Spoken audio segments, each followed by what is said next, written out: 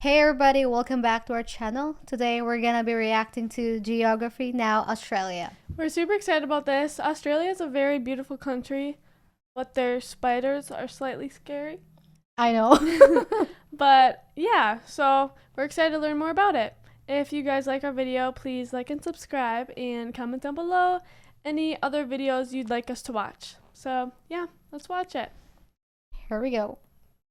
All right, everybody, let's just all get it off of our chests. Koalas and kangaroos, boomerangs, didgeridoos, Sydney, Melbourne, Uluru, crocodiles, cockatoos, everything that will kill you, shrimp on Barbies, that's not true, that Vegemite stuff that tastes like poo, coral reefs and platypuses, platypi, what's the plural of platypus? All right, now let's actually learn about the freaking country.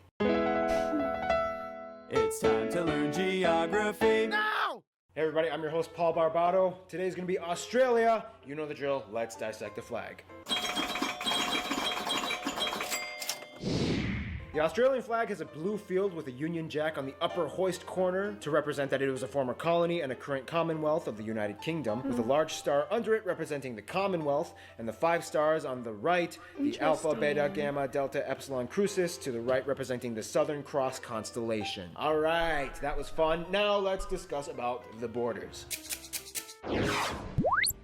Now, obviously, as an island nation, or rather large one, but still an island, Australia doesn't have any borders with any other nations, but that doesn't mean that Australia doesn't have some rather intriguing parameters. The country divides itself up in a rather intriguing way. Like the US, Australia has states, not provinces. There is a difference. 6 of them, and each one kind of has their own little flair and quirks, like Tasmania, known for being crazy. Where things get a little interesting, though, are the territories. Australia has 3 domestic internal territories and 6 overseas territories. Technically 7 if you include the Australian Antarctic territory, even though the Antarctic Treaty kind of bans anybody from claiming Antarctic soil as their own, which we will find out in future episodes that a lot of countries do a wonderful job at ignoring. The 3 internal territories are Northern Territory, Capital Territory, which is basically just the capital city of Canberra and some extra space around it, and the confusing little tyke Jervis Bay Territory. Jervis Bay was bought and developed to give the inland capital Canberra access to the sea, and eventually Jervis Bay split from the capital. However, it's still counted as part of the capital in elections. It's a little confusing, even though it really doesn't have much going for it, except for a small navy base and beaches that it kind of took from other neighboring towns. The most dramatic border area, though, would have to be the middle of Australia. For years, this slab of land didn't exactly quite know how to distinguish itself and has gone through 4 transitions in the past century. First, it was all South Australia, which didn't quite make sense because parts of it touched the northern parts of Australia, so it split into 2, 1 state and 1 territory. Then for 4 years, it became South Australia and 2 territories, the new one being called Central Australian Territory. Then finally it changed its mind and went back to being Northern Territory. Central Australia is kind of like your girlfriend at a restaurant. What do you want? What do you want? It's not that simple! Finally, we reach the overseas territories. Although Australia has over 8,000 islands under its sovereignty, 6 of these islands operate as distinct territories, some of which sustain themselves with permanent populations. They are Ashmore and Cartier, the Cocos or Keelings Islands, Coral Sea Islands, the Heard and McDonald Islands, and the popular holiday spot, Norfolk Island, and the pleasant Christmas Island that gets attacked by huge coconut crabs every year. Finally, Australia is home to arguably the most micronations in the world. Places like the Principality of Wye, Rainbow Creek, the Empire of Atlantium, and more. These nations were developed by either small groups of people or a single person because they were doing things like protesting taxes and wanted to claim autonomy, or they were just kind of bored and decided to amuse themselves. But still, hey, they tried. All right, now let's talk about the landscape, shall we?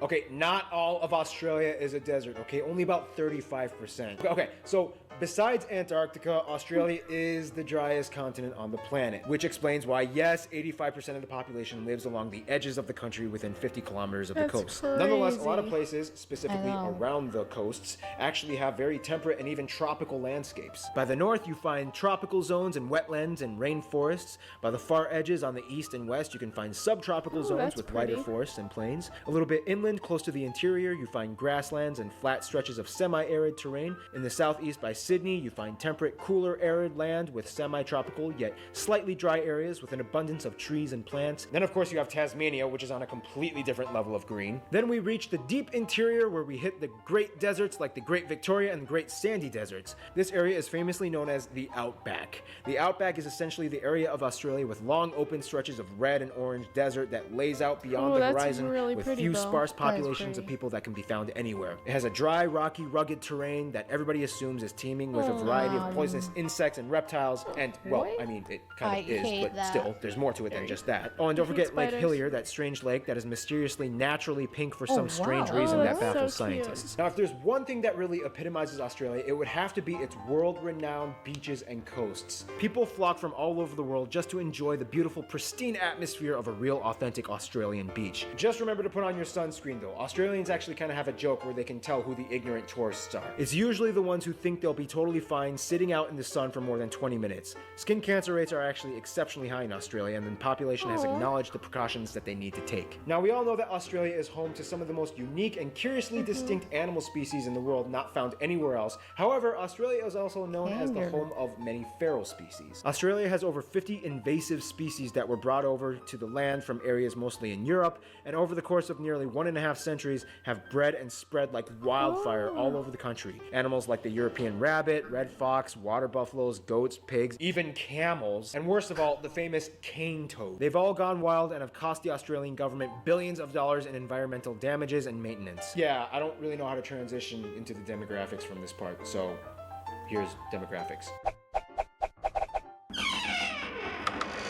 Today, Australia has a population of about 23 million people. Now, to many outsiders, Australia is kind of known as the place where the British sent their prisoners. First of all, that's rude. Second of all, that's only, kind of half true. Yes, during the early years of Australia's colonization from the UK, droves of convicts were sent to penal colonies in Botany Bay, which is now in present-day Sydney. Over 165,000 convicts, about 25,000 of which were women, were sent over the course of 80 years. Although the British weren't the first Yeah, ones that's a to long discover time. Australia, Yeah. it was actually the Dutch. As they came, they named the land New Holland and the adjacent island next door New Zealand after the province of Zeeland Zealand, I in wanna the go there. Netherlands. However, as we'll soon discover, the Dutch were really good at discovering places, but kind of not so good at colonizing and maintaining those places for themselves. However, most of Australia's population came from natural colonization from British non-convict nationals. Some would argue that Australia was kind of like the UK's version of Operation Backup Plan in case of America goes crazy. After the American Revolution, the UK tried to compensate for lost colonies by re-establishing new ones, and Australia was hot on the list. About 85% of the population is European. Asians make up the next largest minority of about 12%, mostly coming from China and India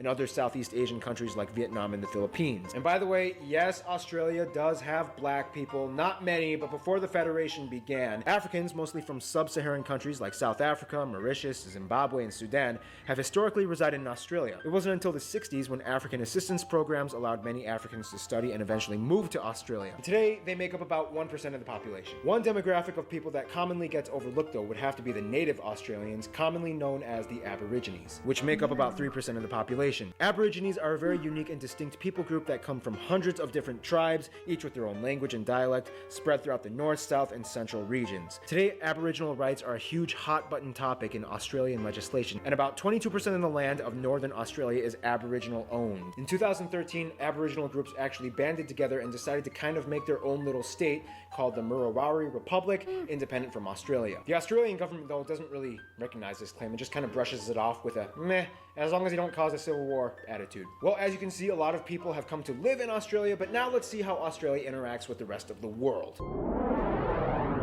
Friendship. Australia is, let's just put it very simply, a very popular country. If this was high school, Australia would be on the top of the social ladder, hands down. Everybody knows something about Australia. Very When it comes to classy friends, though, sunglasses. Australia Yeah, not only I goes know. for the cool kids, but also the strategic ones. Of course, Australia gets along with many of its Asian neighbor nations, specifically China and India, as large numbers of people from those nations live in Australia, and they do great business with them as well. Australia gets along pretty well with the islands of Oceania, except Fiji. In 2006, Australia Interesting. refused to back up a military coup that overthrew the government in Fiji, and since then, things have been a little weird between the two countries. In terms of their best friends though, of course, New Zealand would have to rank in the top level, and they are basically like siblings that share a very similar culture, language, and histories as former colonies, whereas the UK also has a high priority on Australia's entourage as they make up the largest demographic of people ethnically and as migrants in the country. But finally, we reach the USA. The USA and Australia kind of have a little crush on each other. Australia is always there to back up the US in times when allies are necessary,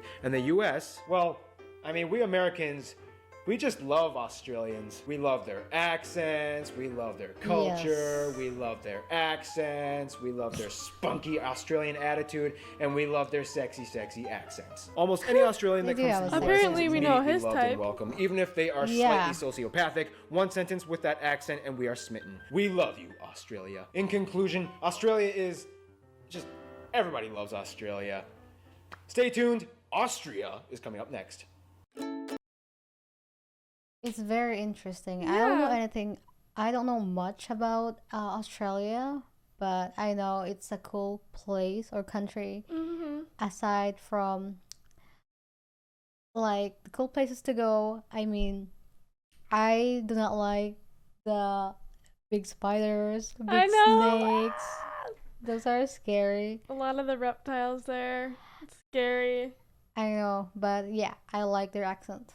like- Mhm. It sounds nice to my ear, you know. I know. I like them, and then like British accents. I love them. Yeah, I know. It's cool. Well, as always, that was a lot of information for us to take in a very short period of time. So, yeah. But yeah, if you guys liked this video, please like and subscribe and comment down below if there's anything else you guys like us to watch. So, yeah. Bye.